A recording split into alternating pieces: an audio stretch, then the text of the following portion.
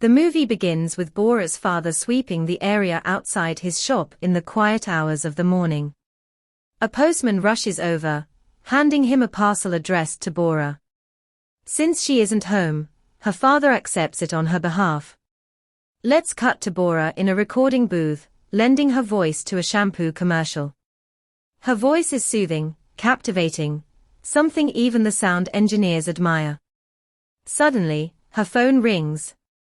It's her father. Agitated, he demands, "Who sent you these indecent photos and an adult DVD?" Confused and embarrassed, Bora responds, "What are you talking about, Dad? I don't watch that kind of stuff." She quickly ends the call, but moments later, her father texts her the photos of the parcel. As Bora views them, her face lights up with joy. The narrative rewinds to the year 1999. Bora is visiting her best friend, Yundu, at her house. Yundu is supposed to fly to New York for heart surgery but hesitates. She confides in Bora, "I've fallen for a boy here. I don't want to leave him behind." Yundu recalls a recent moment at her mother's shop. While working, a boy walks in to buy a school uniform. As Yundu rushes to assist him, she trips and injures her finger. The boy helps her up, and she notices his name on his uniform, Hyunjin. Yundu tells Bora, "He bought our school's uniform. He must be enrolling at our school." Seeing Yundu's infatuation, Bora comes up with an idea. She offers, "You should go to New York. I'll stay and email you daily updates about Hyunjin." Yundu is thrilled and agrees to leave for her surgery. First day of school. School starts, and Bora is running late. She barely catches the school bus and ends up falling onto Hyunjin when the driver hits the brakes. He offers her his seat. At school, Bora learns that boys and girls are placed in separate classes. Disappointed, she begins gathering every detail about Hyunjin, his height, favorite foods, and more, and emails Yundu faithfully. She even discovers that he's single and mostly hangs out with his best friend, Woon. One day, while watching Hyunjin play football, Bora sees him get injured. Woon rushes him to the medical room. Wanting to get closer, Bora fakes a stomachache and lies down in the bed next to Hyunjin. From the boys' conversation, she learns they plan to join the school's broadcasting club. Determined, Bora signs up too. At the club meeting, Hyunjin unexpectedly withdraws his application. Shocked and disappointed, Bora still joins, hoping Woon might offer insights about Hyunjin. But Woon pays her little attention. Later, Bora notices Hyunjin checking a message on his pager, a popular device back then. He dials a number to hear the message, and Bora secretly tries to memorize his pager number. That evening, she visits a phone booth with a directory, and calls dozens of numbers until she finally reaches Hyunjin. Pretending to be someone else, she starts a conversation. But Hyunjin recognizes her voice. Flustered, she hangs up. The next day, Woon approaches Bora and says, "That call. It was my pager, not Hyunjin's." Bora fumes. Woon smirks and offers a deal. "I'll give you Hyunjin's real pager number if you steal an adult DVD from your dad's store." Reluctantly, Bora agrees. The next day, during a school bag inspection, the DVD is discovered in Bora's bag. She's scolded and embarrassed. Woon, passing by, spots the DVD and quietly takes it. Later, he uses it as leverage. He tells Hyunjin, "Give her your pager number, and she'll give you a discount on the DVD." Hyunjin complies. Bora sends the number to Yundu, who begins messaging Hyunjin with voice notes and songs. The students gather to watch a jet show. Bora observes Woon filming the event and borrows his camera. But instead of jets, she zooms in on Hyunjin. That evening, a group of boys ambush Hyunjin, wrongly believing he influenced a girl to break up with one of them.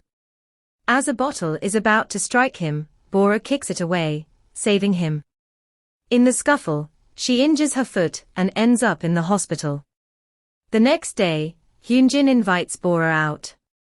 They walk to a hilltop, where he thanks her for saving him. "I like being around you," he says. Bora is awkwardly silent. On their way back, his bike breaks down, and they hitch a ride in a truck. They later stop to eat at a restaurant where Woon works. Seeing them together unsettles Woon. During dinner, Hyunjin asks Bora on a date. Caught off guard, Bora panics and starts talking negatively about herself to scare him off. She does this to stay loyal to Yeondu.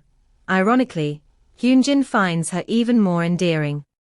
Later, Woon brings her the walking stick she left behind and helps rebandage her injured foot. Bora is touched.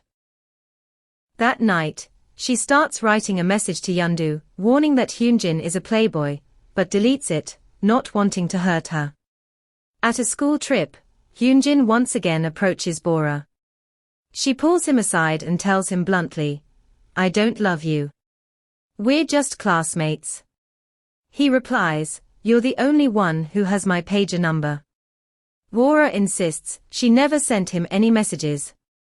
That night, the students sneak alcohol.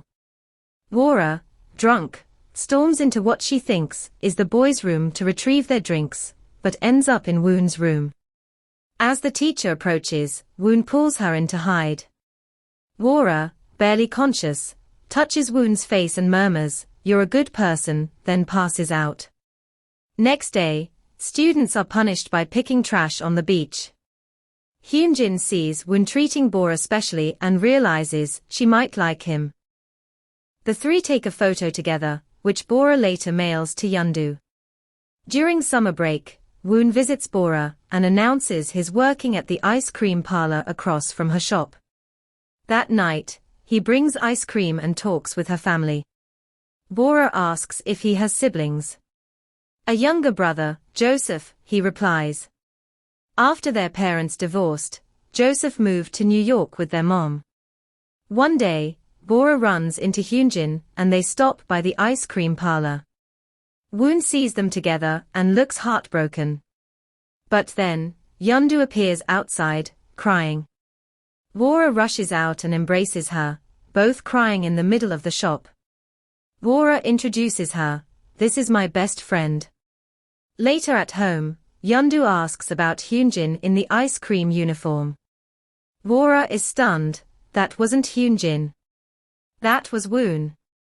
Turns out Yeondu had mistaken Woon for Hyunjin, all along due to a photo Bora sent. Feeling guilty, Bora avoids Woon. She sends others to meet him in her place. Eventually, she calls him to a phone booth and tells him the truth. He offers her a phone to stay in touch, but she returns it and says, "I'm sorry. I don't love you." Woon walks away in silence. At a theme park trip, Bora leaves Yeondu with Woon and rides a roller coaster with Hyunjin. But Woon follows them and ends up on the ride despite his fear of heights. Hyunjin confides to Yeondu, he's terrified of heights. She asks, "Then why did he go?" "Because he loves her," Hyunjin replies. Woon tells Bora he's moving to New York to be with his mother and brother. Bora holds back tears. On the way home, Yeondu confronts her, "You betrayed me." Bora replies, "I didn't want to hurt you."